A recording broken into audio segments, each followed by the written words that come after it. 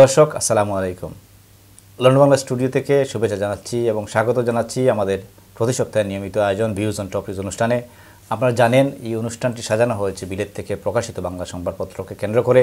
সপ্তাহান্তে প্রকাশিত বাংলা সংবাদপত্রগুলোর শীর্ষ সংবাদ নিয়ে এই অনুষ্ঠানে আমরা আলোচনা, পর্যালোচনা এবং বিশ্লেষণ করে থাকি এবং প্রতি সপ্তাহে আমাদের সাথে এই অনুষ্ঠানে যোগ দেন একজন অতিথি। তেমনি আজ আমাদের মধ্যে একজন অতিথি আছেন, আমরা তাকে আপনাদের সাথে পরিচয় করিয়ে দেব। বলুন আমরা আজকের অতিথির সাথে পরিচিত হই। আমাদের সাথে আছেন বিশিষ্ট শিক্ষাবিদ, কমিউনিটি নেতা জনাব শাহগীর ফারুক। ফারুক ভাই, আপনাকে আমাদের অনুষ্ঠানে স্বাগত। Thank you. তাহলে চলুন দেখিনি আজকে এই সপ্তাহে প্রকাশিত বাংলা সংবাদপত্রগুলোর শীর্ষ সংবাদ। আমার কাছে প্রথমেই আছে সাপ্তাহিক দেশ এবং দেশের শীর্ষ সংবাদ হচ্ছে গ্রেট ব্রিটিশ ব্যাক অফ 2015 প্রতিযোগিতায় চ্যাম্পিয়ন, ইতিহাস করলেন দিয়া। আরেকটি নিউজ আছে যে বিবিসির একটি বিশেষ ডকুমেন্টারি অন্যরকম উচ্চতা ইসলামের মসজিদ নিয়ে BBC 2 একটি ডকুমেন্টারি প্রকাশ করেছে। সেই ডকুমেন্টারির আলোকে একটা রিভিউ নিউজ। এরপরেই আছে আমার কাছে সাপ্তাহিক জনমতের শীর্ষ সংবাদ ব্রিটিশ বাঙালির নয়া গৌরব, the great British bake off champion হলেন নাদিয়া।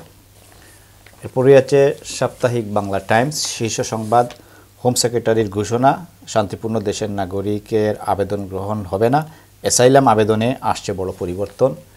এরপরই আছে সাপ্তাহিক লন্ডন বাংলা শীর্ষ সংবাদ গ্রেট ব্রিটিশ ব্যাক অফ প্রতিযোগিতায় ব্রিটিশ বাঙালি নাদিয়া চ্যাম্পিয়ন। পড়ে আছে সাপ্তাহিক সুরমা, তাদের শীর্ষ সংবাদ কনজারভেটিভ পার্টির কনফারেন্স, কে পরবর্তী লিডার, করবিন সন্ত্রাসীর দরদি, ক্যামেরুন বলেছেন। সর্বশেষ আমার কাছে আছে সাপ্তাহিক পত্রিকা, যেটি প্রতি মঙ্গলবারে বের হয় এবং এটি ব্রিটেনের একমাত্র বর্ষিত পত্রিকা। তাদের শীর্ষ সংবাদ বাংলাদেশ নিয়ে, বাংলাদেশে বিদেশি নাগরিক হত্যাকাণ্ড, সরকার দল ও জোটের অস্বস্তি, বিদেশিরা। এই ছিল আমার কাছে এই সপ্তাহে প্রকাশিত বাংলা সংবাদপত্রগুলোর শীর্ষ সংবাদ। আমরা এখন কয়েকটি নিউজ নিয়ে আলোচনা করব। আমাদের কাছে 20 মিনিট সময় আছে।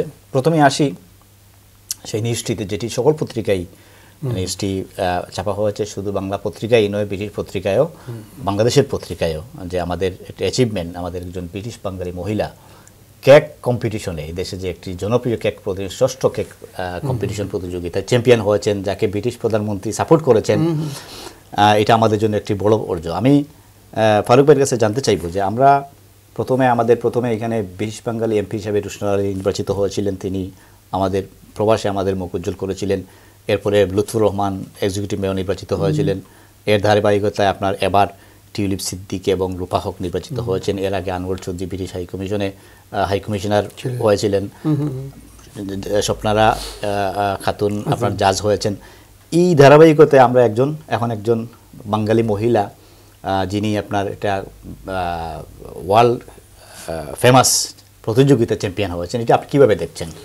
এই সংবাদটা আমার মনে হয় এই বাংলাদেশি কমিউনিটির বিশিষ্ট পত্রিকা ছাড়াও ইংলিশ পত্রিকায় এটা প্রাধান্য পেয়েছে এবং বিশেষ করে মেইনস্ট্রিম মিডিয়া ছাড়াও ফেসবুকে বা সোশ্যাল মিডিয়ায় কিন্তু একদম তুলপার করে দিয়েছে। এবং আমার কাছে মনে হয়েছে যে আপনি যেটা বলেছেন যে আমাদের যে অতীতে যারা আমাদের জন্য গৌরব নিয়ে এসেছেন, আমাদের কমিউনিটির জন্য, আমাদের দেশের জন্য, সেই লিস্টের মধ্যে নতুন একটা নাম কিন্তু সংযোগ হয়েছে, সেটা হচ্ছে নাদিয়া। এবং এখানে আরেকটা জিনিস যেটা আমি লক্ষ্য করেছি, যে এখানে আপনি দেখেন যে বাঙালি অধ্যুষিত এলাকা হচ্ছে আমাদের টাওয়ার হ্যামলেট বা ব্রিকলিন। যত কিছু হয়েছে, এই যে রুশনারা এমপি হয়েছেন প্রথম এই ব্রিকলিন থেকে, বেরোনেস উদ্দিন হয়েছেন এই ব্রিকলিন থেকে হয়েছেন, লুৎফুর রহমান সাহেব হয়েছেন এইখান থেকেই হয়েছেন। সুতরাং ব্রিকলিনকে আমরা বলতে পারি বা টাওয়ার হ্যামলেটকে বলতে পারি যে epicentre of all community activities, right. এবং সেই জায়গাতে যখন এত বছর ধরে আমরা বাংলাদেশের ভাব বা উজ্জ্বল আমরা করতেছি এইখানে থেকে, আজকে দেখা যাচ্ছে শুধু টাওয়ার হ্যামলেট না, আজকে লুটন বলেন, লিডস বলেন, ম্যানচেস্টার বলেন, বার্মিংহাম বলেন, মানে এক কথায় ওয়ালগেট থেকে পলগেট পর্যন্ত, ডকল্যান্ড থেকে স্কটল্যান্ড পর্যন্ত, যে শহরে যত বাঙালি আছেন না কেন, তারা কিন্তু বাংলাদেশের ভাবমূর্তি উজ্জ্বল করতেছেন। এবং তার জন্য এই নাদিয়াও কিন্তু এখন আমাদের মুখ উজ্জ্বল করল। এখানে একটা জিনিস বলা হয় যে পর্দা প্রথা বা স্কার্ফ, আমাদের মহিলা যে হিজাব পরেন, এটা ব্রিটিশ ভ্যালুজের সাথে মানে প্রতিবন্ধক বা অন্তরায়। কিন্তু আমরা তো দেখলাম নাদিয়া হিজাব পরেই এটা কম্পিটিশনে অংশগ্রহণ করলেন, প্রধানমন্ত্রী তাকে সাপোর্ট করলেন। সো এইটা আপনি খুব একটা ভালো একটা দিক বললেন, কারণ আজকালকার দিনে যেখানে ইসলামোফোবিয়া এত বেশি বৃদ্ধি পাচ্ছে, সেই সমাজে একটা হিজাবি মুসলমান মেয়ে, হিজাবি মুসলমান সিলেটি মেয়ে, একটা হিজাবি বাংলাদেশি মেয়ে, সে যখন এত বড় একটা গৌরব আমাদের জন্য অর্জন করে নিয়ে আসলো, আমার মনে হয় যে যারা ইসলামোফোবিয়াকে বেশি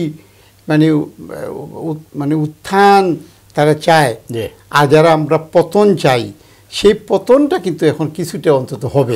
কারণ এটা কিন্তু আমাদের এই অনুষ্ঠানটা ওয়ার্ল্ড ওয়াইড প্রায় 1.5 কোটি মানুষ, 14 মিলিয়ন, এবং এইটা এত লোকে দেখেছে যে গতবারে যত ভিউয়ার্স ছিল এর চেয়েও বেশি ভিউয়ার্স এবার ছিল। সুতরাং এখানে কিন্তু ওই যে হিজাবি যে দিকটা, এটা কিন্তু একটা এটা প্রমাণ করে যে মানে এটা ব্রিটিশ ভ্যালুজের হিজাব, যেটা ব্রিটিশ ভ্যালুজের সহায়ক, এটা আপনার অন্তরায় নয়। না না না, এটা তো অন্তরায় প্রশ্ন ওঠে না, এটা সহায়ক। এবং আস্তে আস্তে একজনে কিন্তু কমেন্টও করেছে যে এটা বোধহয় আস্তে আস্তে বোঝা যাচ্ছে যে ইসলামিক ভ্যালুর দিকে বোধহয় গ্রেট ব্রিটেন এখন চলে যাচ্ছে। আমাদের এই অনুষ্ঠানের পক্ষ থেকে নাদিয়ার প্রতি আমাদের শুভেচ্ছা এবং অভিনন্দন জানাই। আমরা আরেকটা নিউজের দিকে মুভ করি, এখন একটু ব্রিটেন থেকে বাংলাদেশের দিকে যাই। বাংলাদেশের সাম্প্রতিক সময়ে যে বিষয়টি বেশি আলোচিত হচ্ছে সেটি হচ্ছে 2 জন বিদেশি নাগরিক হত্যাকাণ্ড। এবং আপনি দেখছেন যে তদন্ত শুরু হওয়ার আগেই প্রথমে শেখ হাসিনা বলছেন, প্রধানমন্ত্রী হিসেবে তিনি বলছেন যে তিনি একটি তদন্ত রিপোর্ট দিয়ে দিয়েছেন। ব্যক্তিগতভাবে তদন্ত রিপোর্ট আসার আগেই তিনি বলছেন যে এটার জন্য বিএনপি এবং জামাত দায়ী, এবং বিএনপির পক্ষ থেকে বলা হয়েছে যে এই যে প্রধানমন্ত্রীর এই বক্তব্য তদন্ত ভিন্ন খাতে প্রবাহিত করবে। আচ্ছা, আমাদের বাংলাদেশের এই সংস্কৃতি থেকে আমরা কীভাবে বেরিয়ে আসবো? আমরা বাইরে দেশে আমরা ব্রিটেনে বসবাস করি, আমরা কীভাবে কখনো দেখেছি যে প্রধানমন্ত্রী একটা হত্যাকাণ্ড ঘটেছে, সেটা আইনশৃঙ্খলা বাহিনীর সদস্য আছে, তারা তদন্ত করে রিপোর্ট দেবে, কিন্তু এর আগেই দেখা যায় রাজনৈতিক পাল্টাপাল্টি বিবৃতি শুরু হয়ে যায়। এটা তো তদন্ত ভিন্ন খাতে প্রবাহিত করে না? অবশ্যই করে। আপনি এই দেশে গ্রেট ব্রিটেনে এই ধরনের যে কোনো হত্যাকাণ্ড হয় না তা তো না, হত্যাকাণ্ড হচ্ছে। কিন্তু এইখানে কি আমি কোনো দিন দেখেছি যে এইসব হত্যাকাণ্ড হওয়ার পরে পুলিশের কাজে ইন্টারফেয়ার করতেছে ডেভিড ক্যামেরন, প্রাইম মিনিস্টার বা লিডার অফ দ্য অপোজিশন? কোনোদিন আমরা কোনোদিনও না। এটা পুলিশের কাজ, পুলিশে করবে, পুলিশে ইনভেস্টিগেট করবে, তারা যে রায় দিবে সেটাই জনগণ মেনে নেয়। কিন্তু আমাদের দেশে যেটা আমি লক্ষ্য করতেছি যে এখানে এক হচ্ছে যে এখন গুপ্ত হত্যা বেড়ে গিয়েছে বাংলাদেশে। এখন কিন্তু আইন শৃঙ্খলার পরিস্থিতি কিন্তু অবনতির দিকে যেটা যাচ্ছে আমি দেখতেছি। এবং এই যে হত্যা, গুম, এগুলি শুধু বিদেশি নাগরিক না, দেশের নাগরিকের মধ্যে হচ্ছে। দেশের নাগরিক তো কমন হচ্ছে, এগুলো আলোচনার বিষয় না। এখন যেটা বিদেশি 2 নাগরিক হত্যার পরে জিনিসটা আলোচনায় চলে আসছে। এবং এইখানে এইগুলি আলোচনা আসার পরে কোনো দেশের সরকার প্রধানের পক্ষে কোনো ধরনের মন্তব্য করা, এটা আমার মতে এটা সমীচীন না। কারণ হচ্ছে একজন সরকার প্রধান যদি কোনো কমেন্ট করেন বা কোনো মন্তব্য করেন, সেটার প্রতিফলন কিন্তু রায়ের মধ্যে পড়ে যায়। সুতরাং এটা রায় দিবে, কোর্ট দিবে, সেই দেশের একটা নিয়ম রয়েছে, আইন রয়েছে, সে তার প্রক্রিয়ার মধ্যে দিয়ে হবে। সেখানে কোনো মন্ত্রী বা প্রধানমন্ত্রী যদি কোনো মন্তব্য করেন, আমার মনে হয় এটা দেশের জন্য খারাপ। যখন প্রধানমন্ত্রী বলবেন যে এই ঘটনার জন্য বিএনপি এবং জামাত দায়ী, তখন তদন্তকারী যে টিম, তারা তো যদি ওই ঘটনার সাথে আওয়ামী লীগের বা অন্য কোনো দলের লোক জড়িত থাকে বা কোনো দলের নাই, তখন তারা তো বলে যে প্রধানমন্ত্রী যখন বলছেন জামাত, তাহলে আমাকে তাদেরকে দায়ী করে আমাকে ভোটটা দেওয়া উচিত। এবং কিছু হইলেই এখন একটা কালচার শুরু হয়ে গেছে, আমি দেখলাম যে কিছু হইলেই এটা অপোজিশন পার্টি করেছে এবং তাৎক্ষণিকভাবে বিবৃতি চলে আসে তদন্ত আগেই চলে আসে। এবং আমার মনে হয় ছোটোবেলা একটা গল্প পড়েছিলাম, সেখানে বলেছিল যা কিছু হারায় গিন্নি বলে কেষ্ট বেটাই চুর, মানে যাই হারায় এই কেষ্ট ছাড়া আর কেউ চুরি করে নাই, তার উপরে এই দোষটা হতে পারে না। সুতরাং যারা বাংলাদেশে এই যে বিবৃতি যারা দিচ্ছেন, প্রধানমন্ত্রী বলেন, বিরোধী দল বলেন, তারা তো বিদেশে আসা যাওয়া করেন প্রায় নয়, এবং বিদেশের তো এই কালচারটা দেখেন না যে এখানে তো প্রাইম মিনিস্টার কোনো মার্ডারের ব্যাপারে কথা বলেন, প্রাইম মিনিস্টার কোনো মন্ত্রী, কোনো এমপিও তো বলেন। এটা ব্রিটেন কেন, পৃথিবীর কোনো সভ্য দেশের কোনো প্রধানমন্ত্রী বা কোনো মন্ত্রী এই ধরনের কোনো হত্যাকাণ্ড সম্বন্ধে কোনো মন্তব্য করতে আমি আজ পর্যন্ত শুনি নাই। আমি অবাক হয়ে যাই কেন আমাদের প্রধানমন্ত্রী, আমাদের মন্ত্রী, আমাদের এমপিরা বা রাজনীতিবিদ যারা এরা কেন এগুলি থেকে বিরত থাকেন না, কেন এগুলি নিয়ে তাদের এত হয় আমি তো বুঝি না। এগুলি তার আইন শৃঙ্খলা বাহিনী রয়েছে, দেশে আইন রয়েছে, তারা এগুলি দেখবে। এখানে তো সব কিছুতে নাক গলানো, এটা বাংলাদেশের রাজনীতিবিদরা এই সংস্কৃতি থেকে বেরিয়ে আসলে আমরা দেশের ওইটা উচিত। আর নাহলে দেশের ভাবমূর্তি তো ক্ষুণ্ণ হবে, দেশের ভাবমূর্তি কিন্তু বৃদ্ধি হবে না কোনো অবস্থাতেই। আমরা আরেকটা নিউজের দিকে মুভ করব, সেটা হচ্ছে আপনি দেখেছেন বিভিন্ন পত্রিকায় এসেছে নিউজটি যে ইস্ট লন্ডন মসজিদ নিয়ে, মানে ব্রিটেনের প্রায় 100 বছরের প্রাচীন এবং ইউরোপের অন্যতম বৃহত্তর মসজিদ ইস্ট লন্ডন মসজিদ নিয়ে বিবিসি একটি ডকুমেন্টারি করেছে। বিবিসির রিপোর্টার রব লিস প্রায় 8 মাস মসজিদে পর্যবেক্ষণ করে রিপোর্টটি করেছেন এবং রিপোর্টের মধ্যে মসজিদ যে কমিউনিটির জন্য শুধু নামাজের জন্য নয়, এই মসজিদ ইস্ট লন্ডনের মসজিদ যেভাবে কমিউনিটির জন্য কাজ করছে, ভ্যারাইটিস কাজ, সেই জিনিসগুলো তুলে ধরা হয়েছে। আপনি নিশ্চয়ই পত্রিকা দেখেছেন এবং ভিডিওটি দেখেছেন, আপনার মন্তব্য কী ব্যাপারে যে এই ভিডিওটি এই ডকুমেন্টারিটি নন মুসলিমদেরকে কীভাবে হেল্প করতে পারে, মুসলমানদের কীভাবে হেল্প করতে পারে? শুনেন, একটু আগে যেটা আপনিও বলেছেন আমিও যে বলেছি যে টাওয়ার হ্যামলেট হচ্ছে বাঙালি কমিউনিটির যে কোনো কার্যকলাপের কেন্দ্রবিন্দু, এপিসেন্টার। সেই টাওয়ার হ্যামলেটের মধ্যে কিন্তু আমাদের এলএমসি বা লন্ডন মুসলিম সেন্টার এটা একটা ল্যান্ডমার্ক, একটা আইকন। এই ল্যান্ডমার্কের মধ্যে কী হচ্ছে না হচ্ছে সেটা যে শুধু বিবিসি রিপোর্টার 8 মাস সে রিপোর্ট দিলে আমি দেখবো যে কী রিপোর্ট, আমি কি নিজে দেখতেছি না?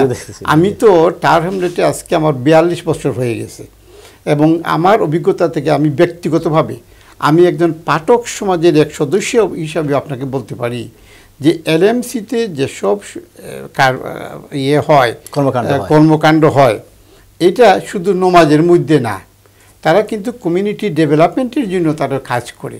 এমনকি টাওয়ার হ্যামলেটের একটা স্কুল থেকে যখন নাকি এই কয়েকটা ছাত্রী চলে গেছিল সিরিয়াতে, আইসিসে যোগদান করেছিল, এই এলএমসি কিন্তু তাদেরকে ফেরত আনার জন্য তাদের অভিভাবকদের সঙ্গে তারা মিটিং করেছে, সহযোগিতা করেছে এবং তাদেরকে সাহায্য করতেছে কীভাবে ওই মেয়েদেরকে নিয়ে আসা যায়। তারা সেনসিটিভ ইস্যু, বাট আমার কমিউনিটির স্বার্থে এটা করতে হচ্ছে, কমিউনিটির স্বার্থে, তাদের মুসলমানদের স্বার্থে, যে আমাদের যেটাকে বলি সোশিয়াল কোহিশন বা social integration, social mutual understanding বা সোশ্যাল ফেব্রিক যাতে নষ্ট না হয় সেগুলিকে ধরে রাখার জন্য লন্ডন মুসলিম সেন্টার কিন্তু তারা নিয়মিত সেমিনার করতেছে। এই সেমিনারে তারা আপনার প্রত্যেকটা ধর্মের পক্ষে, কোনো ধর্মের পক্ষে না, সব ধর্মের পক্ষে কথা বলছে, কোনো ধর্মের বিপক্ষে কথা বলে না। তো এগুলি তো একটা সোশিয়াল ইন্টিগ্রেশনের একটা প্রসেস, এই প্রসেসের মধ্যে কিন্তু এলএমসি রয়েছে। এবং আপনি যেটা বলছেন যে বিবিসির রিপোর্টার এসে এই রিপোর্টটা করেছে, 8টা মাস করেছে। যদি সেখানে কিছু পাইতো, যেখানে মাঝে যদি বলতো যে না ওদের মধ্যে কোনো ওপেননেস নাই, ওদের মধ্যে কোনো ট্রান্সপারেন্সি নাই, ওদের মধ্যে কোনো অ্যাকাউন্টেবিলিটি নাই, ওরা আমাদেরকে এইটা সহযোগিতা করে নাই, ওরা আমাদেরকে কোনো সুযোগ দেয় না ঢুকার জন্য, এর মানে ওরা যদি বুঝতো যে আমরা বোধহয় কোনো বাগিং হচ্ছে এইখান থেকে, হ্যাঁ, যেটা হইলে মানে বেরিয়ে আসবে, সেটার জন্য কিন্তু আমাদেরকে তারা বাধা তো দেই নাই, বরং আরও সাহায্য সহযোগিতা পাইছে, এই জন্যই তার পজিটিভ ডকুমেন্টারি। এবং আমার জানা মতে কোনো মুসলিম সেন্টারে, কোনো মসজিদে, কোনো ইনস্টিটিউশনে সুদীর্ঘ 8 মাস বিবিসির কোনো রিপোর্টার গিয়ে এইভাবে রিপোর্ট করেছে আমার জানা মতো নেই। যেহেতু বিবিসির আরেকজন অ্যান্ড্রু গিলিগান এই মসজিদ সম্বন্ধে, এই এলএমসি সম্বন্ধে একটা কিন্তু নেতিবাচক রিপোর্ট দিয়েছিল, কিন্তু আজকে দেখা যাচ্ছে 8 মাস পরে এই বিবিসির আরেক রিপোর্টার এসে একটা ইতিবাচক রিপোর্ট দিচ্ছে। একটা ডকুমেন্টারি সবসময় মসজিদ সম্পর্কে জানি আমরা, মুসলমান যারা ইসলামের মসজিদ খুব ভালো কাজ করছে, যেটা হচ্ছে যে কিছু মেইনস্ট্রিম, কিছু এক শ্রেণীর মিডিয়া সবসময় কিছু প্রপাগান্ডা করে মসজিদ সম্পর্কে, এবং এতে কি করে গিয়ে আপনার যে নন মুসলিম যারা আছেন তাদের মধ্যে এক ধরনের বিভ্রান্তি সৃষ্টি হয়। এবং আমরা আশা করি যে এই যে বিভিন্ন মানে ডকুমেন্টারি যেটা একটা পজিটিভ ভূমিকা রাখবে, নন মুসলিমদের মধ্যে বিভ্রান্তি দূর করতে আমরা সহযোগিতা করবে। এবং আমি মনে করি এই রিপোর্টটা শুধু এলএমসির জন্য না, শুধু ইস্ট লন্ডন মসজিদের জন্য না, আমাদের বাংলাদেশি কমিউনিটির জন্য, টাওয়ার হ্যামলেটের জন্য, বিশেষ করে যত বাঙালি একদম গ্রেট ব্রিটেনে বসবাস করতেছে সবার জন্য একটা ভালো রেজাল্ট বহন করে নিয়ে আসবে। থ্যাংক ইউ ফারুক ভাই। আমরা অনুষ্ঠানের শেষ পর্যায়ে, আমাদেরকে সময় দেওয়ার জন্য আপনাকে অনেক অনেক ধন্যবাদ। আমাদেরকে শেষ করতে হবে। Thank you. সুপ্রিয় দর্শক, আমরা অনুষ্ঠানের একেবারেই শেষ পর্যায়ে বিদায় নিতে হবে। দেখা হবে আগামী সপ্তাহে একই সময়ে একই অনুষ্ঠানে। ততক্ষণ পর্যন্ত ভালো থাকুন, সুস্থ থাকুন। আল্লাহ হাফেজ।